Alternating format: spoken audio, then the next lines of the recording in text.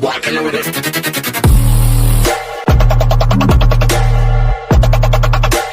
siang Ibu, perkenalkan nama saya Enja Raja Guguk, NIM 0320210050. Saya dari Prodi Ners 1B, Stike Santa Elizabeth Medan. Di sini saya akan menjelaskan tentang anatomi fisiologi sistem pernafasan. Sebelum itu, saya akan menjelaskan apa yang dimaksud dengan pernapasan. Pernapasan adalah suatu proses menghirup dan mengeluarkan udara serta untuk mengambil oksigen CO2 dan mengeluarkan karbon dioksida atau CO2 dari tubuh. Nah, sekarang kita akan masuk ke fisiologi sistem respirasi manusia. Yang pertama, nasal atau rongga hidung.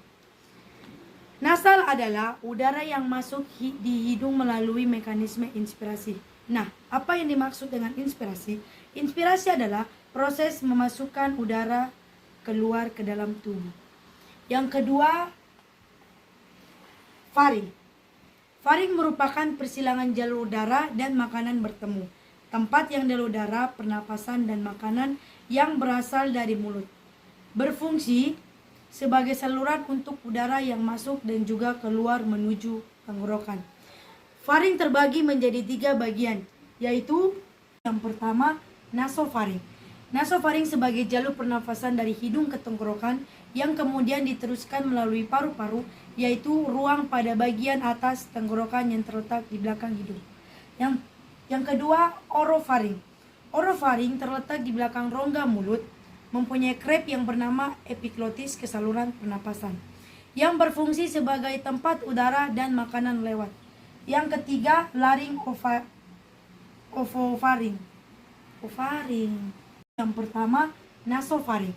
Nasofaring sebagai jalur pernafasan dari hidung ke tenggorokan yang kemudian diteruskan melalui paru-paru, yaitu ruang pada bagian atas tenggorokan yang terletak di belakang hidung. Yang kedua, orofaring. Orofaring terletak di belakang rongga mulut, mempunyai krep yang bernama epiglotis ke saluran pernapasan, yang berfungsi sebagai tempat udara dan makanan lewat. Yang ketiga, laryngofaring, yaitu bagian paling akhir dari faring yang berfungsi menerima makanan dari orofaring dan meneruskannya ke osofagus. Selanjutnya adalah laring. Laring ini adalah bagian atas saluran pernapasan, terdapat di depan epiglotis, yang berfungsi untuk masuknya udara dan makanan ke salurannya masing-masing. Epiglotis merupakan bukaan trakea atau tenggorokan. Hal ini memungkinkan makanan turun dari esofagus ke lambung. Glotis terbuka sehingga udara pernafasan masuk ke laring yang merupakan bagian atas saluran pernafasan. Di laring juga terdapat kotak suara. Laring juga tempat terhubungnya antara faring dan trakea. Selanjutnya, trakea. Trakea dibentuk oleh tulang rawan terbentuk cincin yang terdiri dari 15 sampai 20 cincin yang berfungsi untuk mengalirkan udara yang masuk ke paru-paru pada saat proses pernafasan. Yang berikutnya adalah bronkus. Bronkus atau cabang tenggorokan yang menghubungkan antara trakea dan paru-paru. Nah, bronkus ini berfungsi sebagai pengantar udara dari saluran nafas atas ke dalam paru-paru, sekaligus mengeluarkannya dari paru-paru. Bronkiolus membawa udara yang kaya oksigen ke kantung udara alveolus. Selanjutnya adalah pulmo atau paru-paru. Nah, paru-paru ini juga terbagi menjadi 2 bagian, yaitu paru-paru kanan atau dextra, paru-paru kiri atau sinistra. Paru-paru kanan terbagi atas 3 lobus, yaitu superior, medialis, dan inferior. Sedangkan paru-paru kiri terbagi atas 2 lobus, yaitu lobus superior dan lobus inferior. Nah, sekarang kita masuk ke mekanisme pernafasan. Saat bernafas, kita menghirup udara melalui hidung. Udara yang dihirup mengandung oksigen dan gas lainnya. Di dalam rongga hidung terdapat silia yang menyaring udara.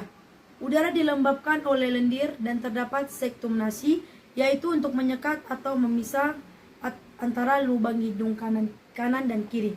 Kemudian udara masuk ke faring. Nah, faring ini terbagi menjadi nasofaring, orofaring, dan laringofaring. Nasofaring terdapat di belakang hidung. Orofaring berada di belakang mulut. Dan laringofaring terdapat di percabangan antara laring dan faring. Setelah faring, udara masuk ke laring. Di belakang lidah dan di depan laring terdapat epiglotis yang mengatur masuknya udara dan makanan ke saluran masing-masing yang seperti yang saya jelaskan tadi. Kemudian di laring, udara masuk ke trakea. Habis itu selanjutnya ke bronkus, masuk ke bronkiolus. Setelah dari paru-paru dan melewati paru-paru dekstra dan sinistra, kemudian masuk ke alveoli. Nah, terjadilah pertukaran gas pada paru-paru di mana di setiap dindingnya dilapisi oleh sel-sel tipis datar. Demikian video penjelasan tentang sistem pernafasan. Mohon maaf bila ada perkataan yang salah. Sekian dan terima kasih. Give it to me like